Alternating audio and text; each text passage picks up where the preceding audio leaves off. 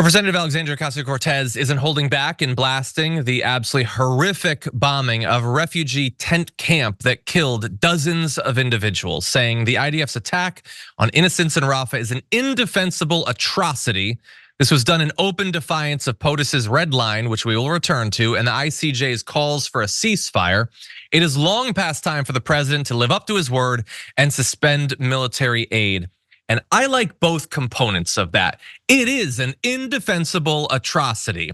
Indefensible, but you know there are people on TV right now trying to. They're trying to defend the fact that they took bombs and they dropped them in a tent camp of innocent civilians and blew apart dozens of civilians, incinerated men, women, and children. Should be indefensible, maybe is the more accurate line, but I leave it to the people whom this does not bother to try to defend it.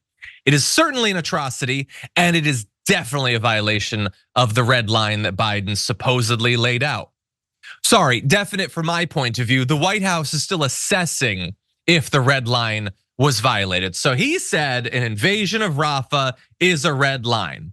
So they told refugees to go to a tent camp, and then using their precision guided munitions, they blew dozens of them to hell, okay? There are tanks in the center of Rafah.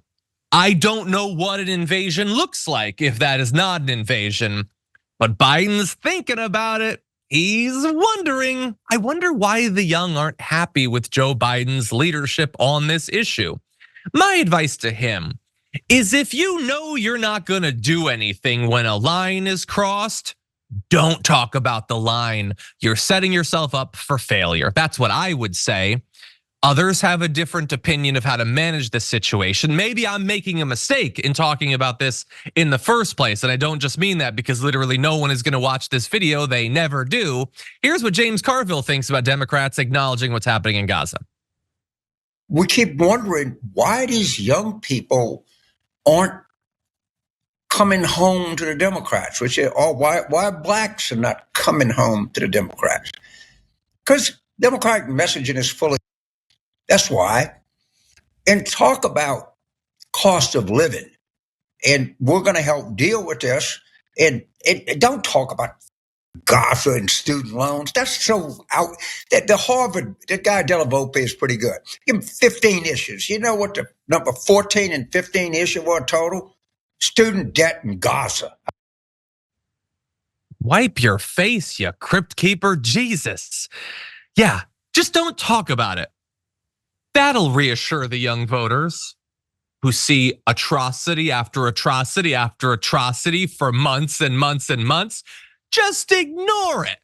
Just imply to millions of young Americans that are horrified by what they're seeing our weapons being used to destroy the precious, delicate bodies of children. Just don't talk about it. That'll be fine. Don't talk about the student loans either. Just allow two crises to continue to develop and just don't acknowledge it all. Now, I seem incredulous at that. I guess he is the tactician. He's the strategist for the Democrats. Doesn't seem like a great solution to me. In any event, in case you don't know the details of this, 45 people at least were killed. Hundreds more were burned, suffered shrapnel wounds when Israel struck this humanitarian zone. So again, Rafah is a section where people have been gradually herded from throughout Gaza and told, keep going south, it'll be safe there. And then they blow that to hell. Then keep going south, then they blow that to hell. Finally, they end up in Rafah. It is packed with way more people than it should ever have. And then they tell people in there, go to a specific place and then they bomb it, okay? But don't worry, they're gonna apologize. So that's great.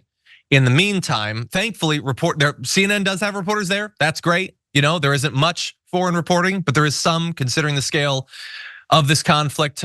Jeremy Diamond of CNN saw children writhing in pain. They blew children apart. I have a 10-month-old child. I cannot. Just don't talk about it. Just don't talk about it. It doesn't matter. Who cares? James Carville cares as little about these deaths as the right wingers that would love to see them expanded. It doesn't matter. It doesn't matter. If we gotta win an election, screw the kids that are being blown apart. Their lives cut short. They didn't deserve life. What were they gonna do? It doesn't even matter. Unreal, unreal. Mohammed Abu Asa, who was at the scene of the strike, said, "We pulled out children who were in pieces. We pulled out young and elderly people. The fire in the camp was unreal."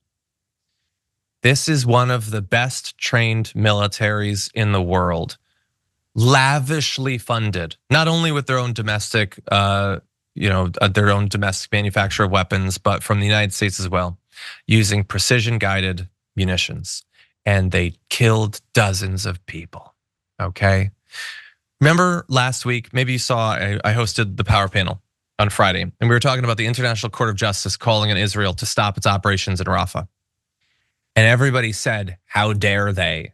This is letting the terrorists win. We're not gonna endanger the lives of civilians. And then 2 days later, 45 people in one strike are blown apart. Oh, by the way, I hope that me focusing on this doesn't convince you that this is the extent of the violence. Oh no, dozens of people are dying in strikes all over their place. They're being gunned down, buildings are crashing atop them. All of that's happening. This is the singularly worst atrocity, at least as of right now. But there's a whole lot more suffering where that came from. But don't worry, Netanyahu said it was a tragic mistake. We're investigating and we'll obtain a conclusion because this is our policy. Oh, I'm on the edge of my seat for the conclusion. Oh, I bet there won't be any more of this after the investigation is done. I want to remind you, and I read this graphic on Friday. He said, okay, Israel has not and will not conduct military actions in the Rafah area which may inflict on the Palestinian civilian population in Gaza conditions of life that could bring about its physical destruction in whole or in part. Now, because Netanyahu is intentionally using convoluted, bizarre, abstract language, I don't even know if this is a violation of his promise there. That's why he worded it the way he did, because he knows this sort of thing is gonna happen and he wants to be able to continue the conflict after killing a couple dozen more kids, okay? And honestly, I don't expect much more from him.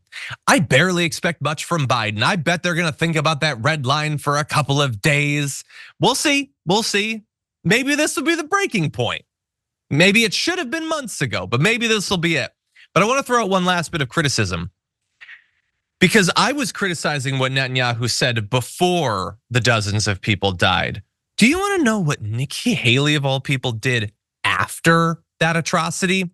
She went to the West Bank, okay? She met some politicians, and then she wrote on an artillery shell, "Finish them." Now, we can't show you this, I don't think we have it, but she's on a trip and she's signing munitions that might well be used to kill civilians, to kill kids, to kill grandmas and grandpas. And she's like, I want, when this thing is fired and it soars through the air and it blows apart an apartment building and kills dozens of people, blows them apart so we don't even know how many people died, I want my name on it. We are governed by sociopaths, utter sociopaths who don't care at all about the consequences of what they do. They don't care about the consequences of the funding that's provided. They get off on this. They love it. They wanted a photo op. She didn't just sign it. She had them take a picture of it because she wants you all to know that she doesn't care about the people that are dying. No solution. This is not one of the segments where I have anything actionable. I'm just horrified. I hope that you're horrified. I hope that after our live show, when we upload this clip, I hope a couple of hundred people actually still care about what's happening in Gaza and watch this, because they should be horrified. Far more people should be. But a lot of people aren't paying attention. Actually, weirdly enough, James Carville is sort of getting what he wants because people are opting out. Maybe because it's so horrific, and I kind of understand that. Our politics is so endlessly terrible, but it sucks in this particular conflict to see less interest, considering how bad it is.